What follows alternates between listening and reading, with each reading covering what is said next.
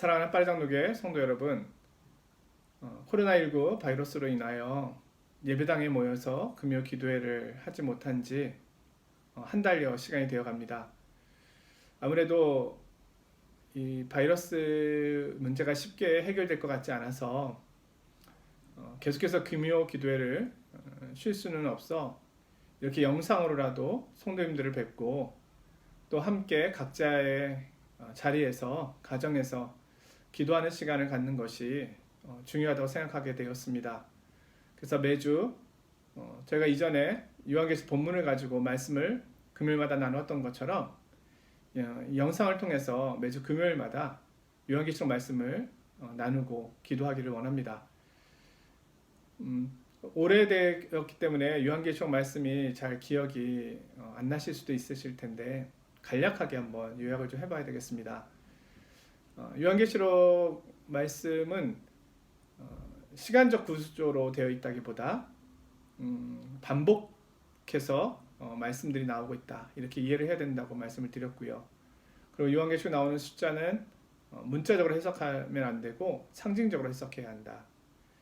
요한계시록을 요한묵시록이라고도 하거든요. 이것을 묵시문학이라고 하기 때문인데, 묵시문학의 특징은 시간과 공간을 뛰어넘는다는 것입니다. 그리고 묵시문학은 주제가 종말론적 주제를 가지고 있습니다. 특별히 요한계시록은 성도의 구원, 교회의 구원과 세상의 심판이라고 하는 종말론적 주제를 가지고 있다, 이렇게 이해하시면 되겠습니다. 앞의 말씀을 좀 이해하기 위해서 요한계시록에 나오는 큰 심판의 세 묶음이 있는데요. 하나는 일곱인, 그 다음은 일곱 나팔, 일곱 대접입니다. 일곱인 심판, 일곱 나팔, 일곱 대접 심판은 시간적 순서에 의하여 진행된다기보다는 하나의 사물을 여러 가지 위치에서 보는 것처럼, 동서남북 위아래에서 보는 것처럼 같은 사건을 서로 다른 위치에서 보는 것이고, 그것을 반복해서 사용하고 있다, 이렇게 이해하면 된다고 말씀을 드렸고요. 그러나 점점 더 일곱인에서 일곱 나팔 또 일곱 대접으로 심판의 강도가 세워져 가고 있는 모습을 볼 수 있다고 말씀을 드렸습니다. 일곱인 심판과 일곱 나팔 심판 사이에 잠깐의 삽입구가 있고, 그 삽입구의 말씀을 통해서 천상의 교회와 또 지상의 교회의 모습을 요한계시록 7장에서 보여주고 있고요. 또 일곱 나팔과 일곱 대접, 이 심판 사이에 또 삽입구로 들어와 있는 본문이 요한계시록 10장에서 또 14장까지의 또 내용입니다. 오늘 우리가 지금 공부하고 있는 내용이 바로 지금 그 내용이거든요. 그래서 10장에서 14장 사이에서는 복음의 증인으로서 살아가고 있는 교회, 또 교회를 무너뜨리기 위한 사단의 공격, 이 영적 싸움의 모습이 묘사되어 있다는 것입니다. 그 내용 가운데 오늘 우리는 12장의 말씀을 보게 됩니다. 12장 1절부터 6절까지의 말씀을 지난번에 사실 저희가 금요일 때 나누었거든요. 그 내용을 한마디로 요약하면 여자와 용에 대한 이야기입니다.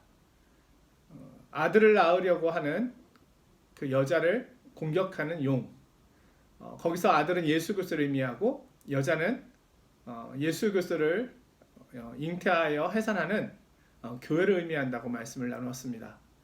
그래서 여기서 말하는 여자는 구약의 이스라엘 교회라고 할 수 있고요. 그리고 이제 후에 나오는 여자는 신약의 교회, 지금 우리 영적 모임인 교회 성도들이라고 할 수가 있겠습니다. 그 내용을 바탕으로 해서 오늘 말씀을 좀 공부를 해야 되겠습니다. 오늘 우리가 함께 읽은 요한계시록 12장 7절에서 12절 말씀인데요. 이것은 요한계시록 12장 5절의 확대 설명이라고 할 수가 있습니다. 사탄은 큰 권세와 능력을 가지고 예수님을 공격하려고 했지만 실패하게 됩니다. 예수님은 죽음과 부활의 권세를 통해서 사탄에게 결정적인 패배를 안깁니다. 사탄을 정복하셨습니다. 예수님은 이제 하늘에 오르셔서 하나님 보좌 우편에 앉으심으로 만왕의 왕으로 취임하시게 됩니다. 12장 5절의 말씀은 이러합니다. 여자가 아들을 낳으니 이는 장차 철장으로 만국을 다스릴 남자라.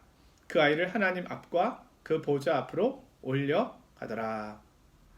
바로 이 내용은 이 땅에서 주님께서 하신 사역의 내용을 요약하고 있는 것입니다. 십자가와 부활을 통하여 사단의 권세를 무너뜨리신 사건, 그것이 주님께서 이 땅에서 하신 사역이죠.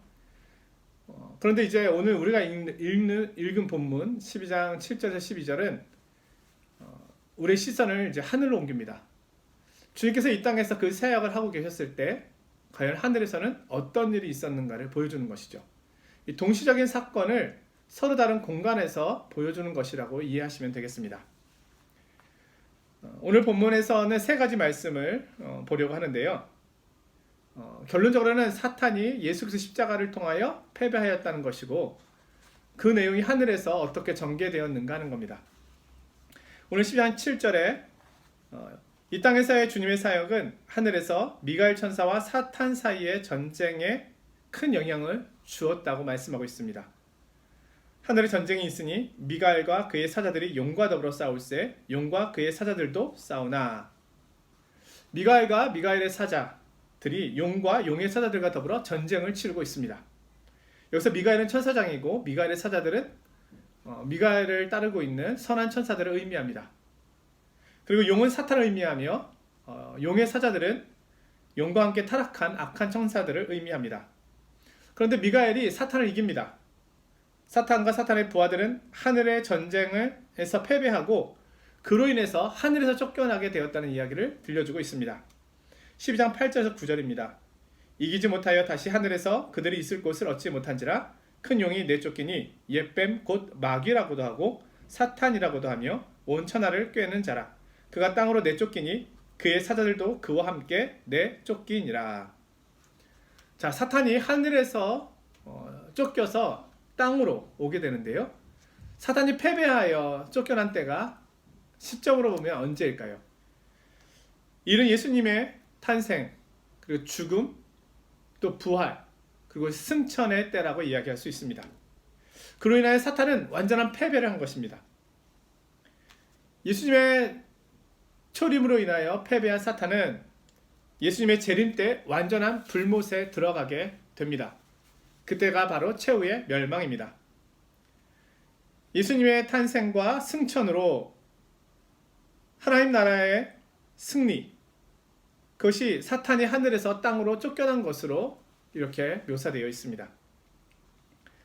이 본문을 이필찬 교수님은 요한계시록 20장 1절에서 3절의 말씀의 본문을 병행관계로 함께 이해하는데요. 그 말씀은 이러합니다. 또 내가 보매 천사가 무저갱의 열쇠와 큰 쇠사슬을 그의 손에 가지고 하늘로부터 내려와서 용을 잡으니 곧 옛뱀이요 마귀요 사탄이라. 잡아서 1000년 동안 결박하여 무저갱에 던져 넣어 잠그고 그 위에 임봉하여 천년이 차도록 다시는 만국을 미혹하지 못하게 하였는데 그 후에는 반드시 잠깐 노일이라. 신약성경 전체에 따르면 사탄의 멸망은 2단계에 걸쳐서 일어납니다. 여기서 1000년이라는 시간은 예수님의 초림과 재림 사이의 시간이라고 말씀을 나누었었습니다. 예수님의 초림은 사탄의 완전한 결정적 패배를 의미하였습니다. 그것이 바로 무저갱에 사단이 갇히는 것으로 묘사되어 있습니다. 그러나 예수님의 재림은 사탄의 완전한 패배를 의미합니다. 그때는 사탄이 불과 유황 못에 던져지게 됩니다. 사탄이 결정적으로 패배했다는 것이 사탄이 결박되었다는 것을 말합니다. 우리 눈에는 사탄이 왕성하게 활동하고 있는 것처럼 보이지만 이미 사탄은 예수 그리스도의 십자가와 부활 사건을 통해서 이 빠진 사자와 같은 모습입니다. 줄에 묶여있는 개와 같습니다. 사탄은 결정적인 패배를 맛보았고 얼마 있으면 완전한 멸망을 당할 것입니다.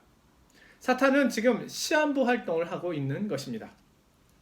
사탄은 하나님의 통제 밖으로 벗어나서 자기 마음대로 할 수가 없습니다. 사탄이 하는 모든 것은 하나님의 주권하에 있습니다. 이러한 사탄의 활동은 사탄이 무적응에 결박당해 있다, 이렇게 말할 수 있는 것입니다. 두 번째로, 사탄은 아직도 불못에 들어가지는 않았기 때문에 마지막 힘을 다하여 교회를 미혹하며 박해하고 있다는 겁니다.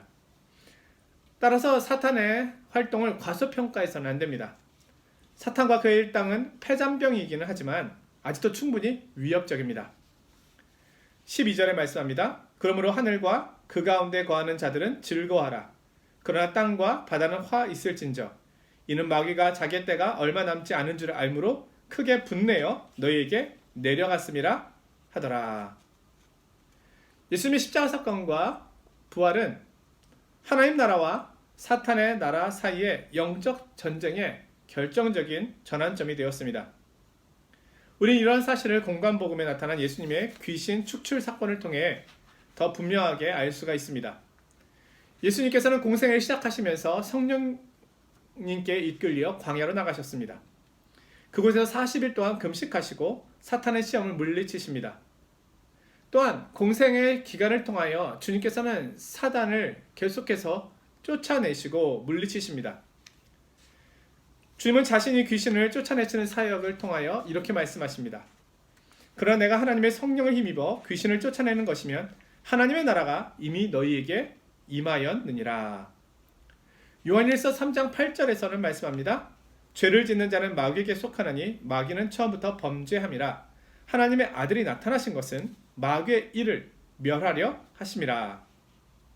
마태복음 12장 29절에서는요. 사람이 먼저 강한 자를 결박하지 않고서야 어떻게 그 강한 자의 집에 들어가 그 세간을 강탈하겠느냐. 결박한 후에야 그 집을 강탈하리라. 여기서 강한 자는 사탄, 강한 자의 집은 사탄의 왕국, 세간은 사탄이 소유한 사람들을 의미합니다. 예수님은 강한 자인 사탄과 싸워 이겨 사탄의 왕국에 사로잡혀 있는 사람들을 구출하기 위하여 이 세상에 오셨습니다. 예수님은 우리의 죄를 용서하기 위해 오셨지만 그뿐만이 아니라 하나님 나라 최고의 원수인 사탄을 멸망시키기 위해 오신 겁니다. 세 번째로, 오늘 성경은 마귀가 하는 일이 구체적으로 무엇인지를 말씀해주고 있습니다. 그것은 참소입니다. 마귀는 참소자입니다.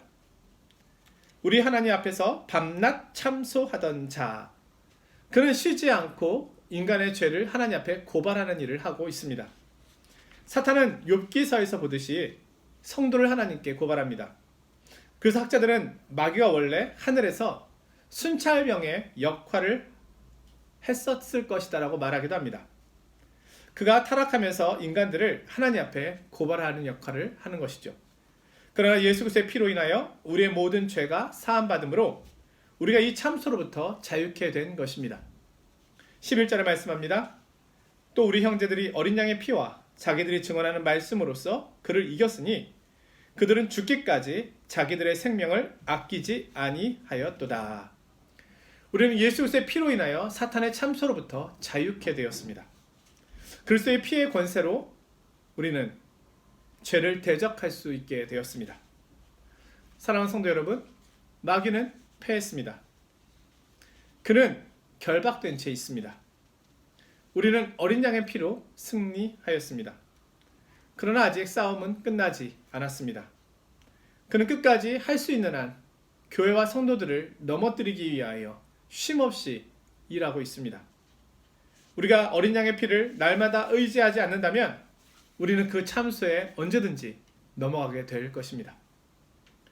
우리 앞에 죄의 모습이 있다면 죄악이 우리를 삼키지 못하도록 해야 하겠습니다. 마귀의 참소에 속지 말아야 하겠습니다. 어린 양의 피로 달려가야 하겠습니다. 주님께서 우리를 자유케 하시고 우리를 다시 세우실 것이기 때문입니다. 주님께서는 이미 승리하셨습니다. 우리는 이미 이겼고 이기고 있으며 완전히 이기게 될 것입니다. 하늘에서의 전쟁은 승리하였습니다. 땅에서의 전쟁은 지금 여전히 진행 중에 있습니다. 그러나 완전한 승리를 놓고 결정된 전쟁을 치르고 있을 뿐입니다. 성도 여러분, 코로나19 바이러스로 인하여 우리의 신앙과 믿음을 지켜가는 것이 어떤 면에서는 더 공고하고 어려울 수 있을 것이라 생각이 듭니다. 힘겨운 시간을 보내고 있지만 하나님께서 우리에게 인내할 힘을 주시고 또 이 시간을 통해서 우리가 더 우리에게 승리를 주신 주님을 묵상하며 영적으로 무장하는 시간이 되었으면 합니다. 우리에게 여러 가지 기도 제목들이 있습니다. 우리 환우들과 또 경제적으로 어려운 지체들과 또 우리 유학하는 우리 유학생들과 또 삶의 자리에서 힘겨워하고 있는 이들, 그들을 위해서 기도해야 하겠습니다. 그리고 프랑스와 대한민국 또 이 지구촌에 하루속히 코로나 바이러스가 물러가서 우리가 일상으로 돌아가 하나님을 마음껏 예배하고 또 일상생활의 기쁨을 다시금 누릴 수 있는 시간이 올 수 있도록 하나님 앞에 긍휼을 구하는 기도를 해야 하겠습니다. 이 말씀이 끝난 후에 성도 여러분 각자의 자리에서 이 제목을 놓고 함께 기도해 주시면 감사하겠습니다. 다음 주에 또 요한계시록 12장 이후의 말씀을 가지고 성도들을 찾아뵙도록 하겠습니다. 안녕히 계십시오.